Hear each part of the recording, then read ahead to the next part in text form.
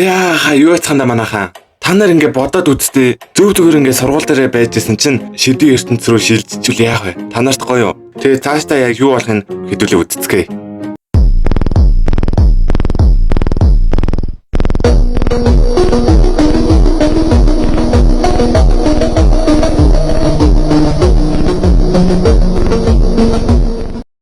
За энд харагдаж байгаа сул дараа хүү бол манай анимын гол дүрээ. Ганцаараа өөр ертөнцөд ирчихсэн. Өдөр бүр зүгээр л амьд үлдэхин тулд мангасуудтай тэмцэхээс өөр аргагүй болдог болов.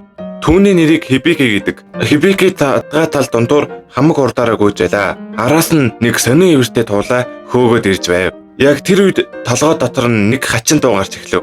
Эхэндээ Хибики би өөрөө бодоод байна уу гэж бодсон ч удалгүй тэр дуу хитрхи залах уу хитрхи өөр болохоор өөрийнх нь биш гэдгийг ойлгов. Гэтэл туулаа нь бараг гүйцэд ирчиж одоо бүр иврээрээ хатах гэж байлаа. Хибики сандарсандаа урагшаага дайрч байгаад санамсаргүйгээр туулайн толгойг өөрөнд нь хавчуулчаад өөрөө бүдрээд онцглаа. Туулаа газар авчигдаад шууд өчгөв. Хибики хэсэг галмаараад юу болсон бэ? Би амьд үлдсэн гэж юу гэж бодлоо. Харин энэ хооронд ой дотор өөр газар Амалия гэдэг охин байжээ. Түүний чихэнд нэг дуу сонсогдов. Зүүн зүгт чиний үед маш ирхэн хүн гарч ирлээ.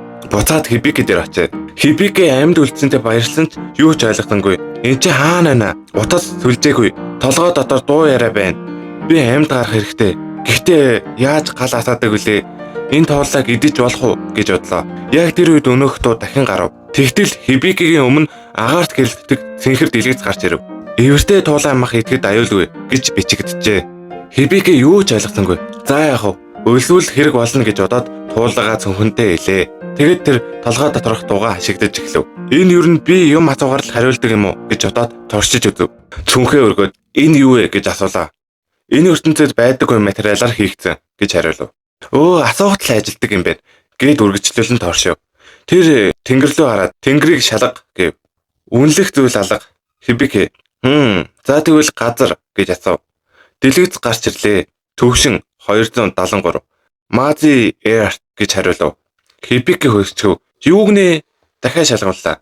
Хариу өөрчлөгдсөнгүй. Төвшин 273. Би ийм юмтай тулгарахгүй гэд үл тамсарлан алхасаар байлаа. Дараа нь өөрийгөө шалгууллаа. Шин дэлгэц гарч ирэв. Нэр Хибики, нас 16, мэрэгжил үнэлэгч. Хибики гайхав. Юу? Би саяхан л жирийн анхлах ангийн хүүхэд байсан шүү дээ. Би яаж энд ирсэн юм гэж асуув. Чимээгүй ямар ч хариу байсангүй. Би ер нь энэ дууг хитрхи тайван хүлээж аваад байна. Чи ер нь хин юм гэж асуув. Би таны статуст туслах систем. Дүрмийн дагуу хувийн асуултууданд хариулах боломжгүй. Шууд асуултанд л хариулна гэв. Хибики тэгэхээр бид ер нь ялцаж болохгүй юм байна. Гэд статусаа дахин шалгалаа. Олон чадвар харагдав. Нэг нэгээр нь туршээ. Эхлээд эксперт AI чадвараа ашиглана. Би одоо супер хүчтэй өөр ертөнцийн гол дүр болно. Гэхдээ юу ч болсонгүй. Хибики хичээд ашгүй хэн ч хараагүй гэж бодов. Тэгэд чадлуудын талаар юу ч мэдэхгүйгээ ойлгоод за тэгвэл заавар байна уу гэж системээс асуув. Хариулт нь та аль хэдийн заавар дотор байна. Тэгээд дараачийн чадвар бол World Map ашиглав. Гэрэлтсэн зураг гарч ирлээ. Гэхдээ газрын зураг гэхээсээ илүү олон зураас харагдав. Эхэндээ ойлгосонгүй. Удалгүй тэр зураас одно өөрийнхөө явсан зам болохыг ойлгов. Тэгээд тэр бүх хугацаанд нэг газараа тойроод явж байснаа ойлгов. Үгүй би дороо эргэлдээл байсан юм уу гэж гайхав. Ядарсан ч баг зэрэг хэрэгтэй мэдээлэл олж авлаа.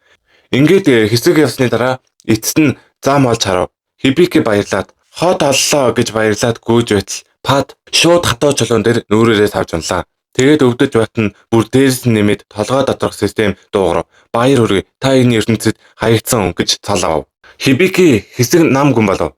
Юу? Би бүдэрсэн болохоор цаал авчихдаг юм уу? Яг хажуунаас нь намуухан архирах чимээс сонсогдов. Хитрхи ойрхон. Хибики эргэж хараад цос нь баг царцах шахав. Том мангас хажууд нь зогсож байлаа. Хибики дотроо за боллоо. Энэ удаа үнэхээр дууслаа гэж бодов. Гэтэл гинэ нэг сум шиг зүйл нисэж ирээд мангасын толгойг нэвт буудлаа. Хибики гайхаад гартал өмнө нэг ээл хохин зогсож байлаа. Тэр бол Амалия. Амалия яаран хурж ирээд чи зүгээр үү гэж асуув. Хибики би гайгүй. Амалия гайхаад чи яагаад Мази Эрт дотор байгаа юм гэж асуулаа. Хибики Мази Эрт гэж юу юм?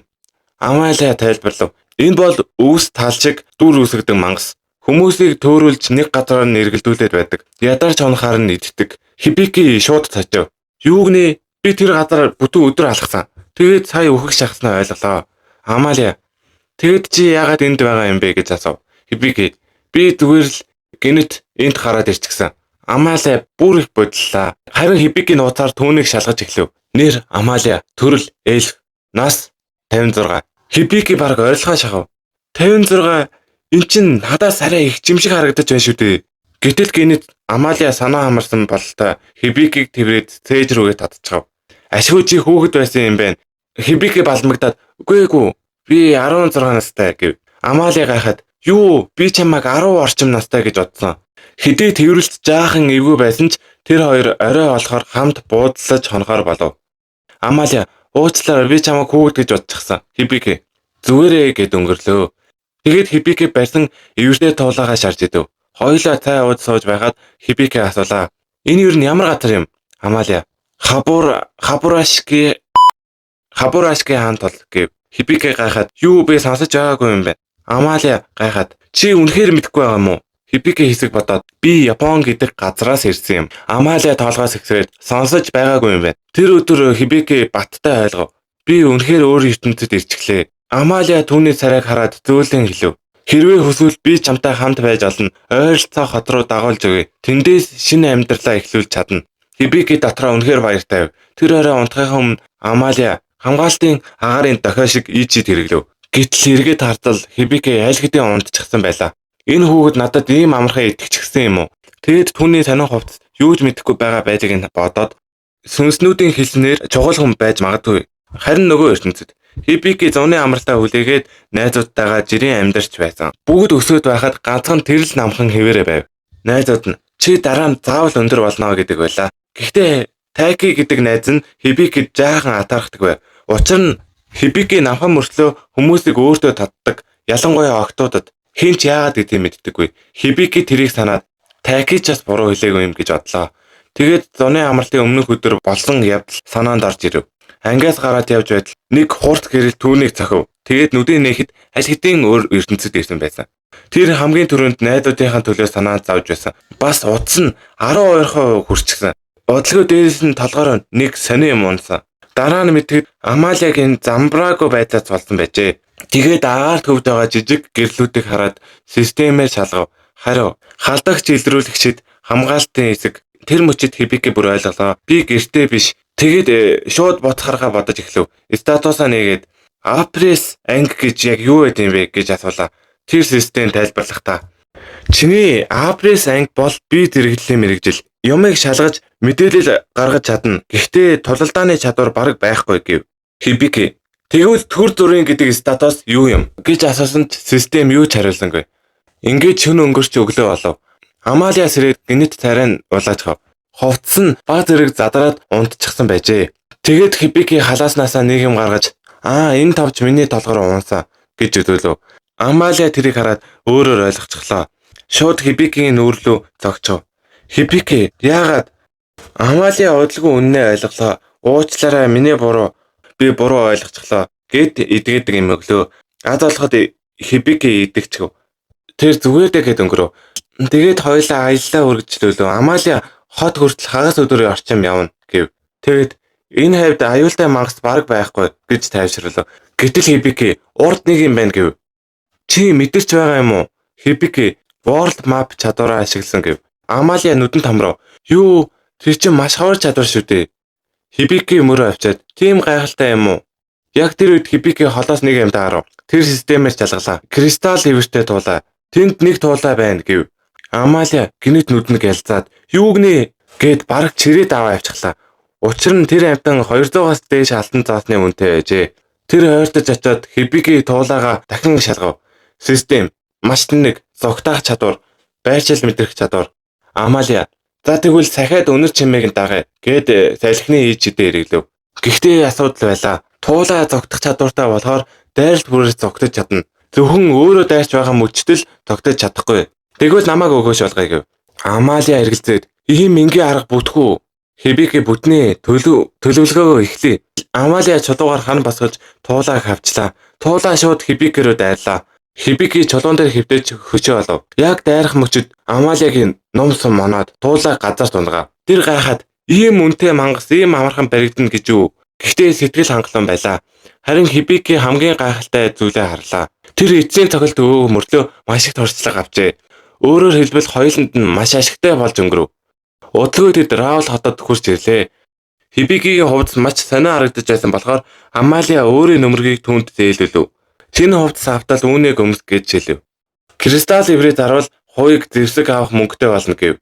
Хибики асуулаа. Нэг алтан цаас ер нь ямар үнэтэй юм? Амалиа цачив. Чи мөнгөний үн цэнийг мэдэхгүй юм уу? Хибики сандраад за тоглосон юм да гэж бовтнов. Гэхдээ нууцаар системээс асуув. Систем нэг алтан цаас 10,000 yen. Хибики тооцоо. 200 алтан цаас ойр цагаар 2 сая yen. Тэгээд яагаад Амалиа баярлсныг ойлгов. Гэтэл Амалиа гинэт 2 хатрыг нь бариад хот дотор юу ч мэдгүй царай гаргаж болохгүй шүү. Лөөвөр долно гэв. Хибики дотор жаахан уур хүрсэн ч үнэн зөв юм хэлж байв. Удалгүй тэд адлын явдал хайгчтай холбоонд ирлээ. Дотор нь байсан хүмүүс Амалиаг хүн дагуулад ирснийг хараад гайхав. Учир нь тэр дандаа ганцаараа явдаг байжээ. Хүмүүс Хибикийг хараад хүүхэд үү гэж асуув. Амалиа үгүй тэр насанд хүрсэн гэв. Тэд Хибикийг жинхэнэ адлын явдал хайгч гэж ойлгоод амжилт төсөй гэд инээмсэглэн өнгөрөв. Хүмүүс явсны дараа Амалиа Хибикийг урд ширээ рүү дагуулв. Тэнд Жювер гэдэг хүлээ авахч байлаа. Хибики хамгийн түрүүнд нэг юмыг анзаарав. Хувийн худалдааны яриа хиймэр байна гэв. Жювел талгай дахин тэднийг гильдийн даргын өрөөрөө дагууллаа. За энэ хүрээд манай аним маань ингээд дууслаа. Тэгээд та нар лайк болон сабад оруулаад би дараагийн партийг илүү хурдан хийнэ заяа. Тэгээд намайг дэмждэг бүх хүмүүстээ баярлалаа. За тэгээд дараагийн партаар уулзъя.